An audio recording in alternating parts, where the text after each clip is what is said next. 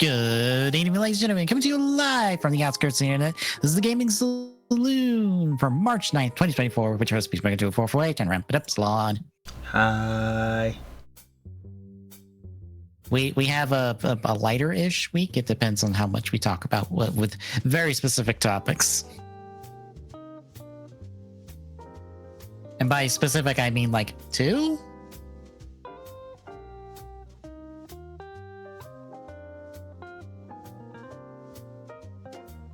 I'm not sure how strongly you feel about one of them at the current moment.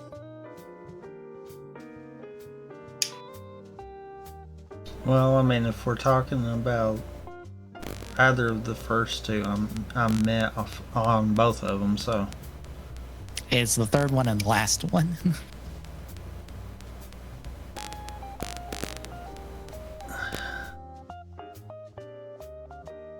The third one, I'm kind of sitting in the meh category. The last one, I kind of have thoughts on that one that I disagree with everything I've seen. Fair enough. And I more say it as I disagree with it. I don't disagree with the reasoning behind the last one. Because I did see an article about it, and I'm like, okay, you make a point, except you kind of have to circumvent that on your own, meaning that doesn't fully hold, but okay. Yeah, we have stuff to talk about this week. But first, Tommy, what have you been playing the last couple weeks?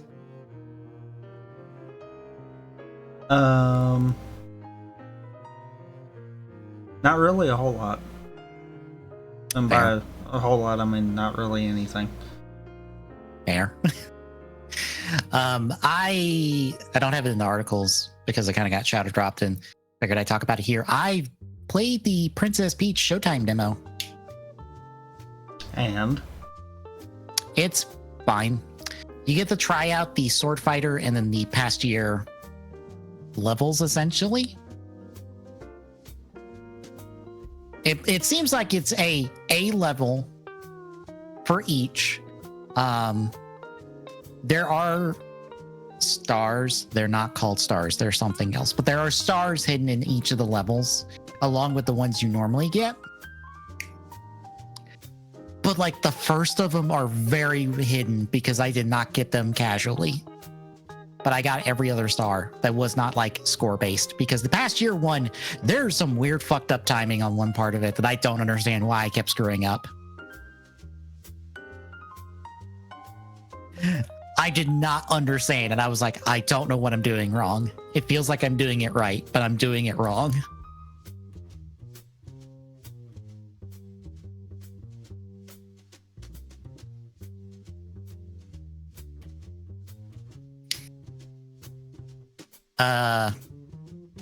But it's fine otherwise.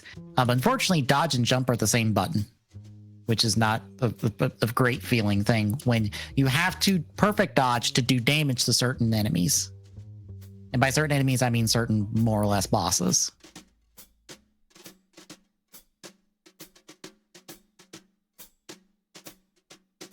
But it's fine. Like, I'm curious to see how this plays out in the end, but it will probably be like a 6 out of 10 from everybody, because everyone's going to be like, oh, this is probably fine. This is probably good for your kids, but you're probably not going to have the best time with it. Which is exactly what I thought it would be. Besides that, more Balatro. I've got challenges unlocked now. I managed to get a win with 5 different decks, so I have some challenges unlocked. I love not getting a run out of the gate in like the first couple bets. It really doesn't feel good, but it's the nature of this, where if you can't really get going out the gate, it's really hard to like keep up. So you really gotta like get a firm foundation out the bat, which means getting the right kind of tarot cards, the right kind of planets, right kind of just everything to like go. Otherwise, you just stall out real fast. I also had a run end on the final boss, which sucks. Like the one time it happened, I was up against the boss that is like, this is a really high bet as compared to everything you've been dealing with so far. So it like ramps up real fast. And then another one, it was a different boss and I was just short of it. And I was like, that feels bad. Because I had that. But Battle continues to be good. Otherwise, it's not a whole lot else.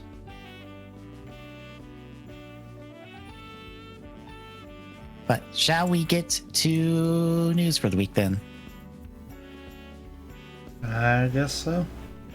All right. Xbox had a partner preview this past week and showed a bunch of stuff. I'm going to skip through most of this because I have no interest in most of this, if I'm being honest. 14 Online is going to get its full release on the 21st on Series X and S. Hooray, more people can experience the best MMO on the market. And by that, I mean probably like the one major MMO on the market at this point, because I think it's kind of supplanted WoW. If I'm being honest, it feels like WoW has its place, but it's not as big as 14, maybe.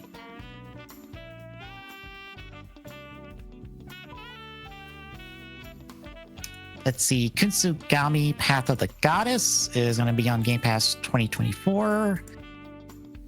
Oh, this is that really pretty looking action game. I think that showed off like a year or so ago.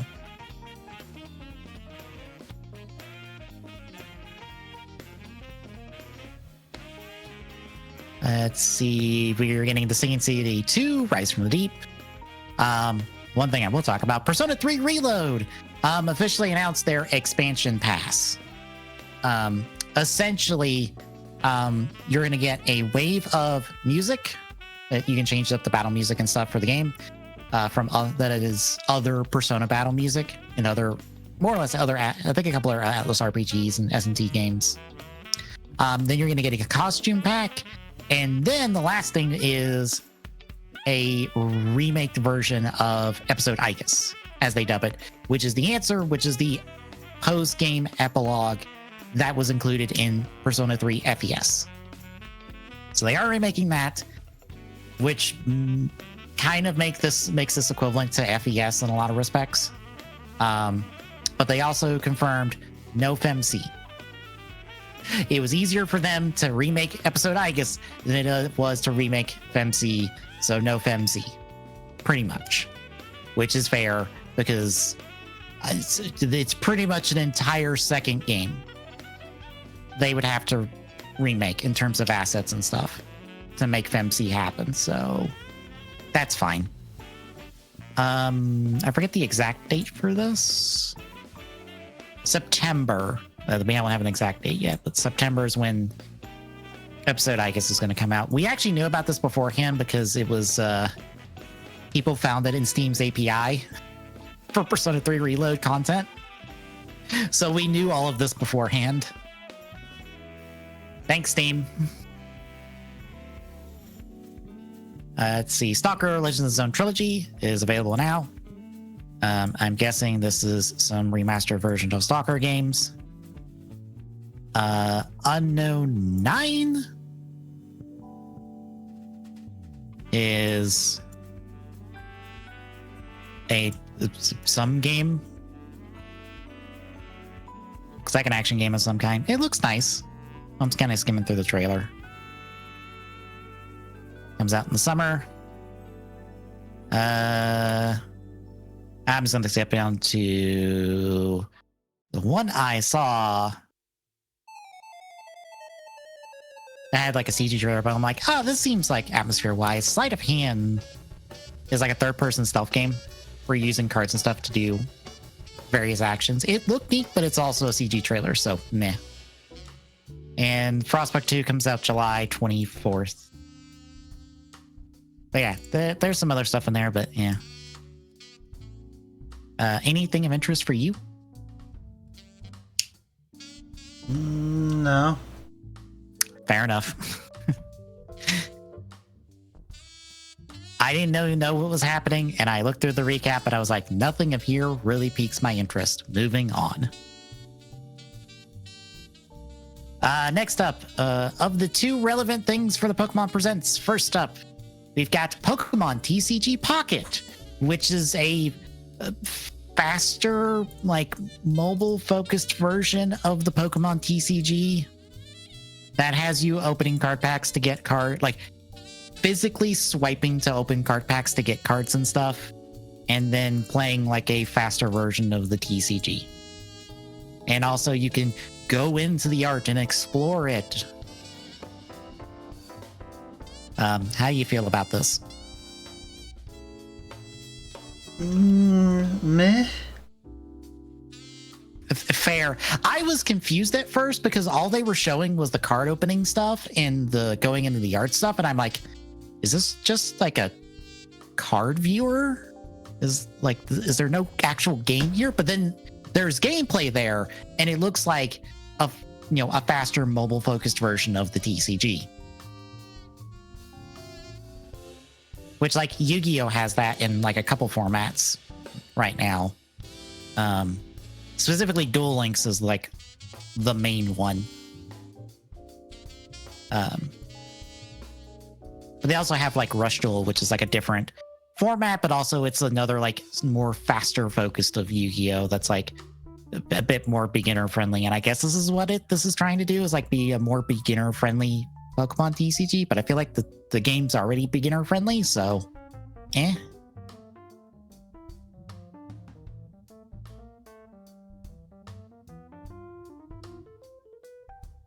But it's apparently going to come out this year. We'll see how it is. The main thing, and the thing that surprised everybody, because this is not what anyone was expecting to happen. Because what people were expecting to happen was a Legends-style Johto game, because it is Johto's anniversary this year, or remakes of Black and White, because their anniversary is next year. Instead, we got the Legends game for Kalos in the form of Pokemon Legends Z-A or C-A or ZA, however you wish to pronounce this. I have no idea how we're supposed to pronounce this. We don't have a whole lot of other details besides that the game is set in Lumino City, will take place entirely within Lumio City, and the trailer suggests a redevelopment project for Lumio City by showing a blueprint and then like taking us into like a 3D version of this blueprint with all these Pokemon and stuff. But otherwise, we kind of have no idea when this is specifically taking place in relation to Kalos, what we can expect. The other major thing is Mega Evolution is back. There will be Mega Evolution in the game, which made me reminded me, guess how many Kalos-specific Pokemon can Mega Evolve? How many? One Pokemon from Kalos can Mega Evolve. And it's Dionysi. And that's it. And stupid me in a Discord conversation was like, oh, there's 2 because there's Audino. And I completely forgot that Audino is not a Kalos Pokemon. That's a Unova Pokemon. I had no idea why I thought Audino was a Kalos Pokemon.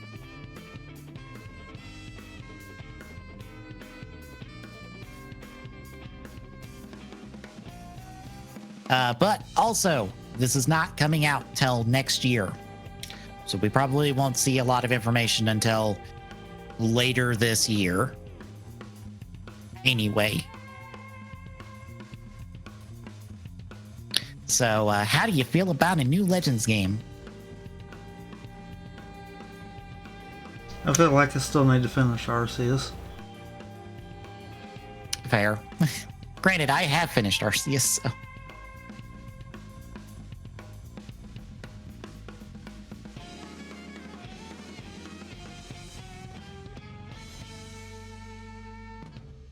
A part of me feels like this will still take place in the past because a Lumios View development project feels like something that would take place after the war we know about that took place in Kalos. And the Lumios V City is a blueprint for what Lumios City is going to be.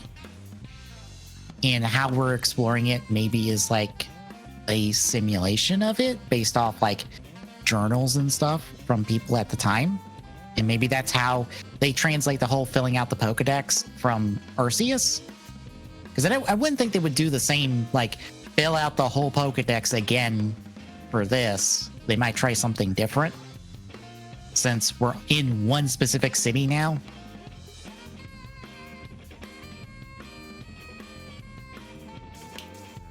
But that's just what I'm throwing out. Honestly, I have no idea. It could be any number of things.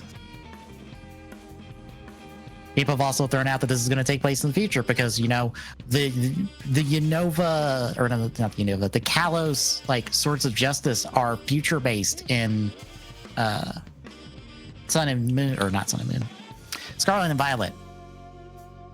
So we must be taking place in the future, right? That's the connective tissue. I don't know. Do you have any thoughts in either direction? No, not really. Fair. All right. Next up, the folks behind Ori announced a new game. It is an action RPG called No Rest for the Wicked. It's going to hit early access in April. You can wishlist it on Steam at the moment. I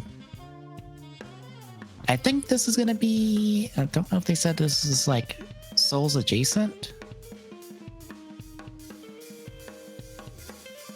but everything about it feels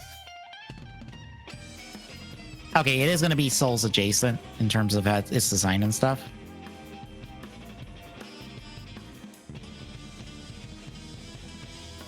But it's top down. It looks really pretty.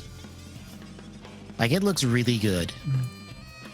Granted, all the games from the Ori devs have looked really good. Do you have any thoughts on this? No, I mean, I'm sure it's going to be pretty good because, I mean, let's be honest, both Ori games are really good. Mm-hmm. So, I mean, it's not like they're going to have try to refine anything major kind of deal. Yeah. A little something different genre-wise from the Ori games, but I mean, it still looks pretty good. Mm-hmm. And it's still gorgeous because they know how to make a game look gorgeous.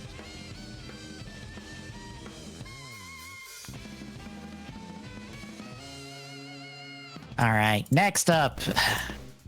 Speaking of WB, because we had that conversation yesterday about them, WB Games, they're like, hey, here's Joker. By the way, Suicide Squad underperformed from what we expect. By the way, we're doubling down on live service games. I don't understand. The live service game that took 8 years to make, that underperformed, and is not a new IP, but it is fucking DC Comics, one of your biggest properties you could attach to a live service game. It underperforms. It does badly.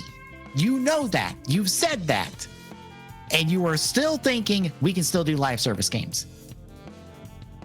How? How did you come to that conclusion?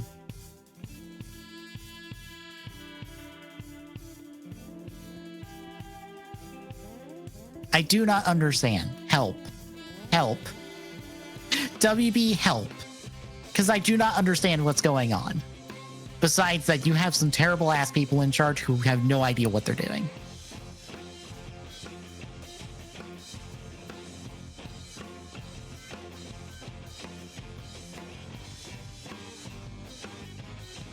Do you have any thoughts? besides the fact that, WB is trying to kill everything DC related? No? I think they're trying to kill everything in their fucking goddamn house.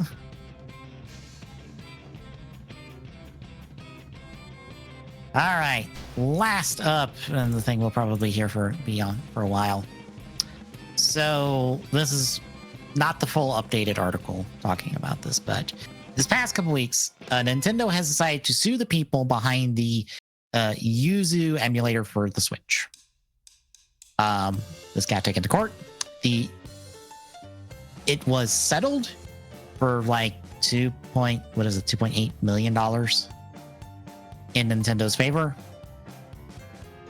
The Yuzu devs are required to take all their stuff down, pretty much destroy everything. This is by extension shut down Citra, which is the 3DS emulator, because it was a branch of the Yuzu emulator in terms of the code base, I believe.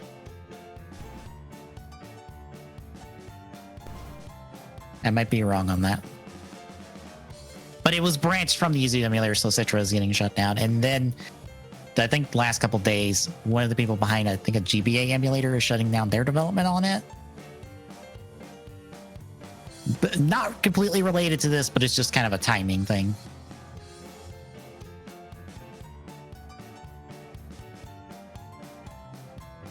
But yeah, how do you feel about all this? Okay.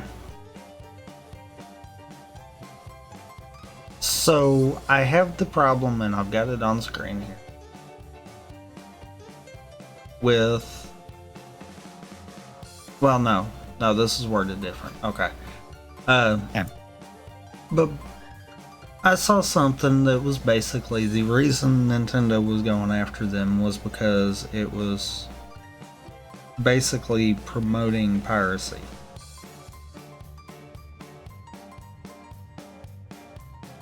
It's really not. I would liken it closer to PCSX2, where you have to have the BIOS files and all your backend stuff on top of being able to have access to the ROMs. To my knowledge, I don't think you can get the rest of that online easily, at least. Probably not. I believe. I think you might can get the games, just because there are sites that do stuff like that. But from what I've grasped, you're not even really able to do that too easy either. Because I can't just get a random game file and it will definitely work with all my stuff, because it essentially, the emulators are functioning off of a copied version of all of the Switch's information.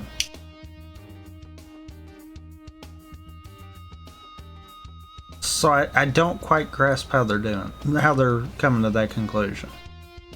Unless there's something I just don't understand. The way Switch emulating works, you have to have a physical console. You have to have actual access to the game. I think this might have been because of practices by the Yuzu devs, because they were like promoting like early builds on their Patreon. They seem to have been getting access to games earlier than they were supposed to for development purposes and some other stuff. And that might have been why Nintendo went after them. Now, I mean, if that was the actual catalyst for it, then yeah, I could fully understand that, because that's taking advantage of getting early access copies. Yeah, which is in all the NDAs and everything with it is completely against it, and they have rights to go after them for that. Yeah. But that is completely separate from the emulator itself. Mm-hmm. That would be the individuals that are actually providing it to them. Yeah. Mm-hmm. It's one of those, And I'm not gonna say we haven't, but we have done stuff through another Switch emulator that we both had access to the game. I just provided you with the rip that I had already done. Yeah, because it was easier for us to do because we did. What was it, Dread Rando through that? Yeah. I was about to say it was either Dread Rando or Odyssey co-op. I do not. I think remember we did which. both, actually. Okay. I was about to say it's Dread Rando and Odyssey co-op is what we did because you cannot do those through other means. You have to, do your shenanigans to like accomplish those. And I believe that's kind of. And on top of that, that's a case of we both have access to the game. Yeah. It's not a case of we pirated the game or anything like that. I mean, heck, I've got countless videos of me doing speedruns in Odyssey. I streamed all of Odyssey and Dread. That's what I was thinking. It's one of those. It's like no, we fully had access to all of that. But unless there's something that I'm missing with that. Now, it could be possible if you copy the system information, then maybe that might be where it sits there. And that's all you need. There might be an encryption. Yeah. There might be an encryption thing with current games and stuff. That's like maybe also a problem because I saw in the results of the court order that was a situation. Which probably is the thing in its entirety. But I just feel like Nintendo saw use practices in this and went directly after them because it's not like they're the only ones making, emulators and stuff for Nintendo-based platforms at the current moment. So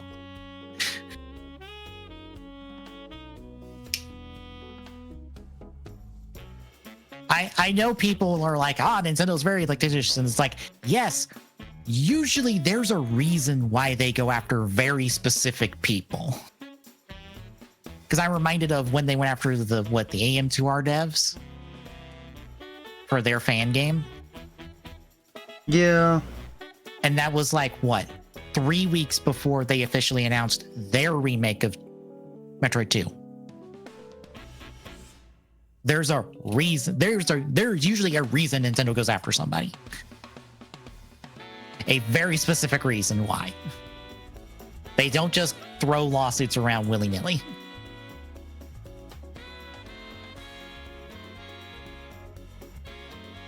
But at the same time, what would be the reason? I would assume it's uses practices, but other than that, I have no idea. Is the thing. But since it's specifically them, it has to be something specifically about them.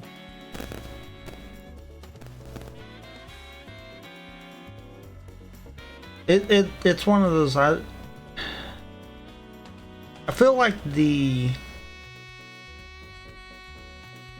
I guess the public-facing side of it just doesn't feel right. It feels like there's something that's being left out of that.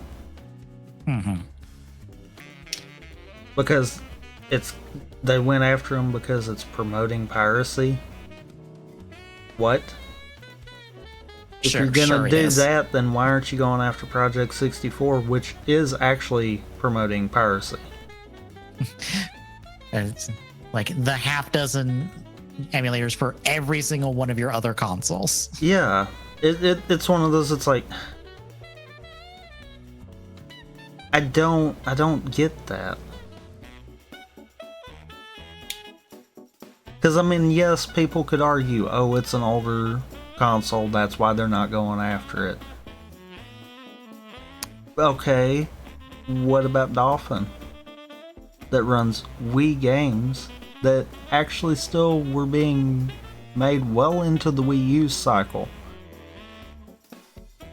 Which, bear in mind, Dolphin was around for the bulk, if not all, of the Wii U's lifespan. Mm-hmm. But they never got touched on this. I will also point out that, Project 64, was it SNES, whatever the NES emulator is out there, those are technically in direct competition with Nintendo because Nintendo now has some of those stuff running on official emulators on their platform. That's why I'm like, this feels like there's something more that no one's spotted, at least. Yeah. That, or this is a case of some judge somewhere wasn't really looking at all of it, kind of deal. And wasn't sitting there saying, okay, if you're going after them for this, why aren't you going after the others? It might have not had time because, as far as I know, the lawsuit happened and then Yuzu immediately agreed to a settlement.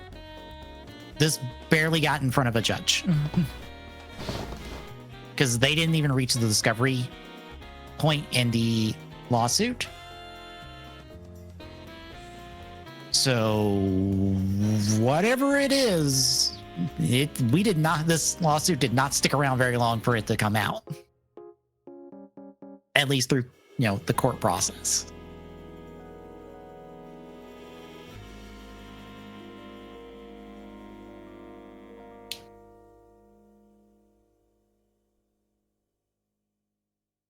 But I guess anything else?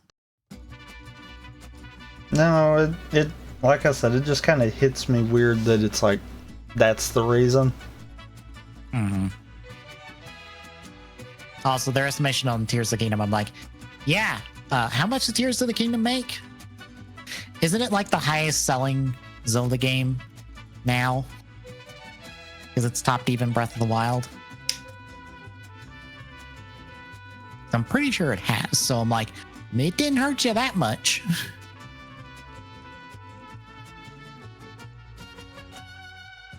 But anyway, that is it for the news. Releases are very sparse. I guess we'll kick off on the 10th with Bad Cat Sam Simulator for the Switch. Let's see. On the 12th, Contra Operation Galuga for Xbox One Series, Expedition 4, 5, and Switch. Mars After Midnight for the play date. Whatever that is. Because that's the first time I've ever seen this.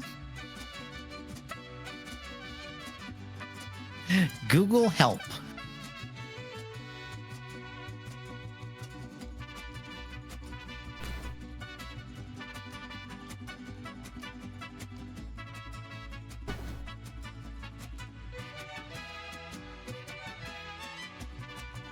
It is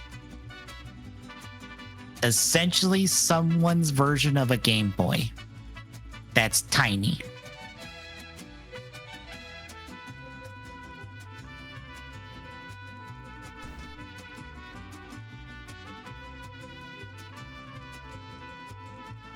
Okay. This is a thing. Throw you a link. $200 for this, by the way.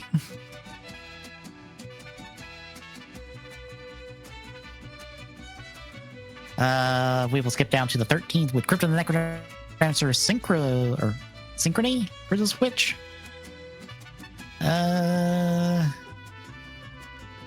All the things on the 14th. Pick out some good ones here. Car X Highway Racing for the Switch. Dungeon Drafters for Xbox One Series, Expedition 4, 5, and Switch. Humanity for the Oculus Quest. High Water for Xbox One Series, Expedition 4, 5, and Switch. Lawn Mowing Simulator for the Switch. Paint the Town Red VR for PlayStation 5 and Oculus Quest. The Star Wars Battlefront Collection, which is Star Wars Battlefronts 1 and 2 vanilla for Xbox One Series, Expedition 4, 5, and Switch. On the 15th, Kingdom Come Deliverance Royal Edition for Switch. Okay, I am gonna say this. That Playdate, that actually does seem like it would be kind of interesting. Yeah, it's like a new old Game Boy essentially. Well, I didn't the crank acts like a looks like more of a left-right joystick concept.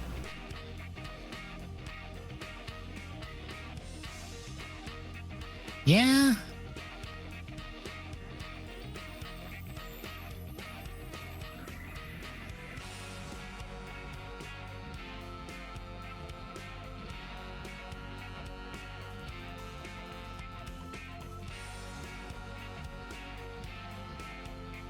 Oh, and it's okay. So it's a $200 device that also will have 24 games with it, at least. Okay.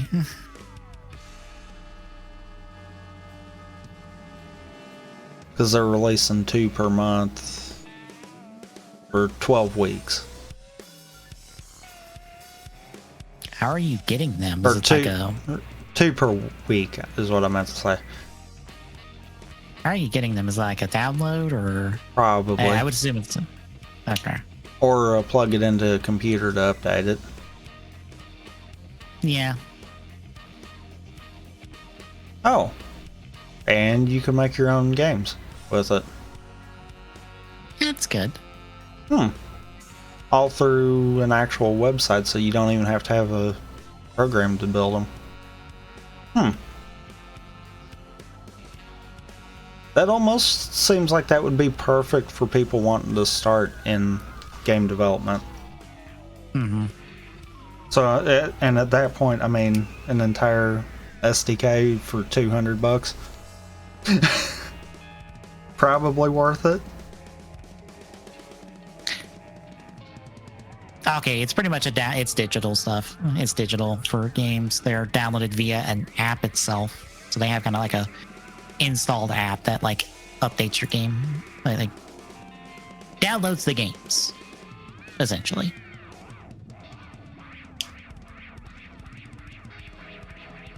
Because I looked through their FAQ.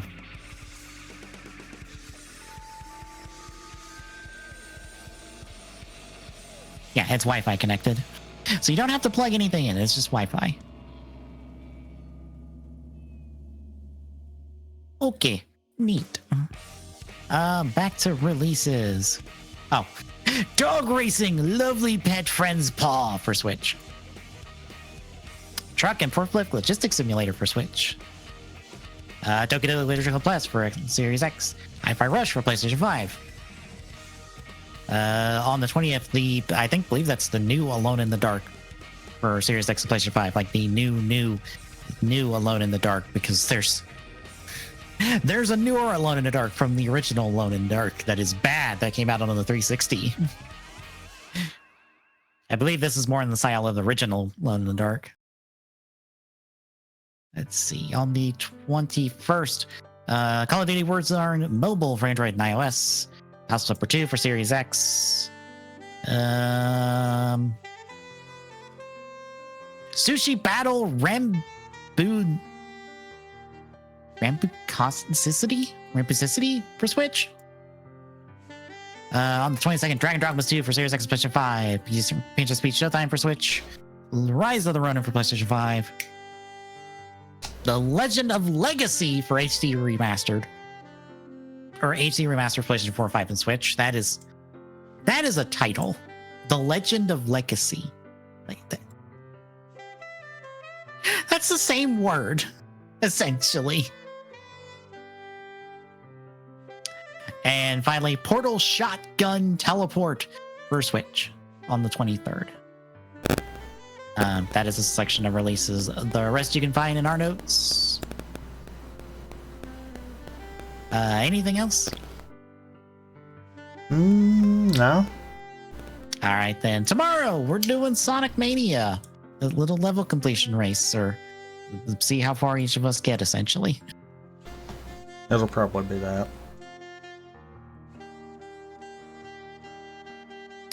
Next Thursday, I continue Wonderful 101 Remastered.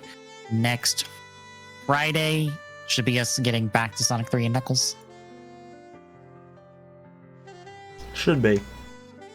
And then next Saturday will be our last look at Kamen Rider Saber. Hooray. We will finally be done with the show. Now, I'll be honest, I'm sorely tempted to not do Trio Gibson.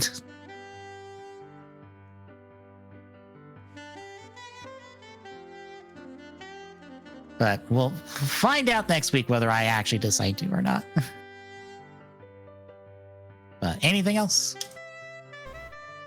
No. All right. Didn't know if you were gonna stream between now and then, or still. I'm not even gonna attempt to say I will at the moment. Okay.